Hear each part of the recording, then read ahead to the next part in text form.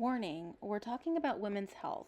So if you're someone who cringes at the mention of menstruation or think that girls and women shouldn't talk about their personal lady problems such as menstruating, pain, pads, tampons, bleeding through their clothes, or think that biology is gross, you probably won't like what I'm about to say. Before you exit completely, let me just tell you that you're part of the problem. You're one of a gazillion tiny problems that make up the extremely large fact that women's health is routinely dismissed. So, now that I've said that and got that underway, March is Endometriosis Awareness Month. And this disease is deeply personal to me because I have struggled with it for 30 years. So I am so extremely lucky that I was diagnosed with endometriosis as a child. I was 14 years old, which is like practically unheard of in the endo community. Part of this is because I was really young when I had my first period. It was 2 days after I turned 9 years old. So, also, it's partly because I was in crazy amount of pain from the get-go, and my mom knew something was not right. And she also took me to my regular pediatrician because I was missing school and I was dealing with like terrible PMS and terrible side effects. So luckily, my pediatrician, Dr. Ebru Gultikin, you are the greatest, believed me. She believed that I was in terrible pain, and she referred me to a gynecological endocrinologist. So that doctor was so-so. By this time, I'm almost 11, and after seeing me for a few times, the doctor told my mom that she thought I may have been embellishing my symptoms. So, luckily, my mom was in my corner, and she knew I wasn't embellishing anything. She knew I was telling the truth. And in the end, my mom purposely booked an appointment when she thought I would have my period. Normally, they wouldn't want to see you when you are menstruating because it could mess up pap smears, it's messy, whatever. And also keep in mind that this was in the 90s. So things might have changed. But my mom had an ulterior motive. And it just so happened that I did have my period when I saw the doctor next. It was on day 2. And I showed up to the doctor's office for my appointment in such incredible pain that when they took my blood pressure, it was high and my heart rate was also high. So it was clear that I was in significant pain. And it is because of that that the doctor actually started to believe that I did have painful periods. And I was 12 years old. So soon after that, I was put on hormonal birth control, which came with really weird side effects and it made me uncomfortable. So being 12 years old and bloating to the point where I looked like I was pregnant, having breast tenderness, was very weird for me as a little girl.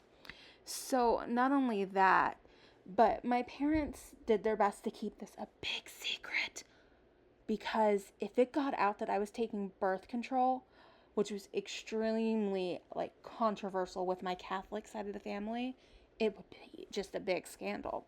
And my mom was also concerned about birth control. And so eventually she found another doctor to see if there was anything else that could be done. My mom worked at Good Sam's, which is like the number one women's hospital in the city of Cincinnati. So luckily she was able to find another doctor who could help. And I went to see him, and he also believed me. But in order to get an official diagnosis, I needed to have a laparoscopy to confirm endometriosis because at this point we were all pretty sure that's what I had, but we did not have an official diagnosis. So in the end, my mom fighting for me, a pediatrician who believed that I was in pain, finding the right doctor who wanted to treat the problem rather than my symptoms, helped me get diagnosed at the age of 14. And from there on, we were able to find ways to manage my endometriosis.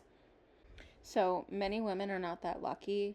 Many women, in fact, live in severe pain for years and years and years. Women are routinely not believed, or they're told that they're embellishing their pain, kind of like I was. Women are silenced. My very first little opening, I called out people who think that we shouldn't talk openly about women's health and menstruation. And it's because women are routinely forced into a culture of silence about their bodies and their menstrual cycles. Periods are considered taboo, uncomfortable. Nobody wants to hear that. That's gross, people say when a woman talks about needing to change her pad, or no one wants to see that. That's gross when a woman bleeds through her clothing. It was and still is a very taboo subject, even in 2026. And that's BS. Um, and it is also why diseases like endometriosis are underreported, because it's taboo. The average wait for a diagnosis is 8 to 10 years because women are dismissed, because there's a lack of knowledge about this disease. Many doctors are misinformed about endometriosis. They relay that things like hysterectomy or childbirth is a cure, and it is not, which I can also speak to experience, but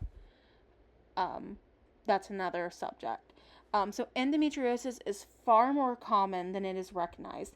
It is underdiagnosed, misunderstood, and sufferers are kept suffering from the myths and taboos surrounding around it, and that is why I am talking about this today.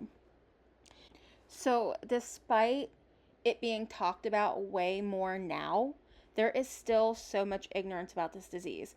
The other day, when I was scrolling Facebook, I saw a post where a business announced that they would allow women to take what is called a period leave. I thought, how awesome, how progressive is that? Because many women suffer from extremely painful periods, but still show up to work because they have no other choice.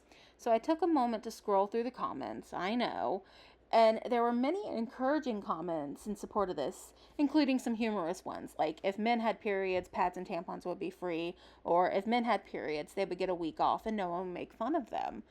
But then there were so many others where both men and women mocked this decision.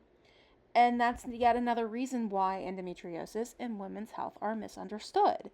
If you have experienced debilitating periods, or someone you love experiences debilitating periods, then you would understand why this is a great step forward. As I scrolled through, I could just feel the frustration and disappointment rise. And I finally had to close X. And I remember thinking, God, you're so lucky to be ignorant on this. I hope your daughter, your wife, your sister, or another menstruating person in your life who means something to you never has to deal with something like this. And I hope that if they do, your attitude does a 180. So awareness is a word that I have used for the last 15 years. I believe awareness is important because it is another way to educate people on things they might not know about. But the thing is, awareness is doing little to nothing unless you actually group awareness with action. So nobody might ever watch this video. I don't know. Some people may hear my first little opening spiel and just X out right away. Or some people may say, oh, there she goes, she's bitching again, and ask me if I get nosebleeds from getting on my high horse. I've heard it all. But the thing is, I am sharing my story. I am raising awareness with action, because this video is action. It might not be a lot, but it's something. And for that, I am proud.